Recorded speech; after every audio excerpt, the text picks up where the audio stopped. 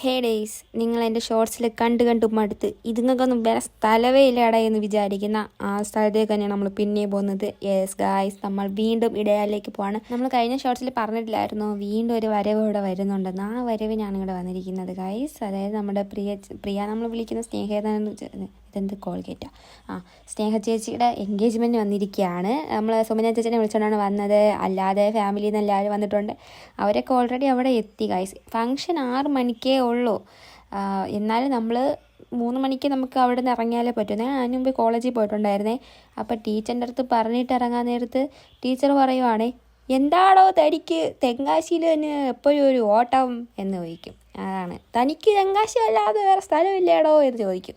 പിന്നെ അവിടെ ഫംഗ്ഷനൊന്നും ഇതുവരെ തുടങ്ങിയില്ല. അവരുടെ പാസ്റ്ററൊക്കെ വരാനായിട്ടൊക്കെ വെയിറ്റ് ചെയ്തിരിക്കുമായിരുന്നു കേട്ടോ. അതിൻ്റെ ഇടയിൽ ഇപ്പോൾ ഞാൻ ചായയും മുറുകൊക്കെ കഴിച്ച് ഗൈസ്. അങ്ങനെ പെരിയ ഓരോ ഫംഗ്ഷൻ തുടങ്ങുന്നത് ഞാനും അമ്മയും ഒക്കെ. ഞാൻ അവിടെ ഇരുന്ന് എൻ്റെ എൻഗേജ്മെൻറ്റ് കല്യാണമൊക്കെ ആലോചിക്കായിരുന്നു. അമ്മ എന്നെ അവിടെ അമ്മ വഴക്ക് പറയുന്ന കേട്ടോ എന്നെ. അത് പാവം ഞാൻ. പിന്നെ അവിടെ തുടങ്ങി. പിന്നെ വിശപ്പോട്ട് സഹിക്കാൻ പറ്റിയില്ല ഗൈസ്. ഞാൻ പോയങ്ങ് കഴിച്ചു. ഞങ്ങളെല്ലാവരും കഴിച്ചു.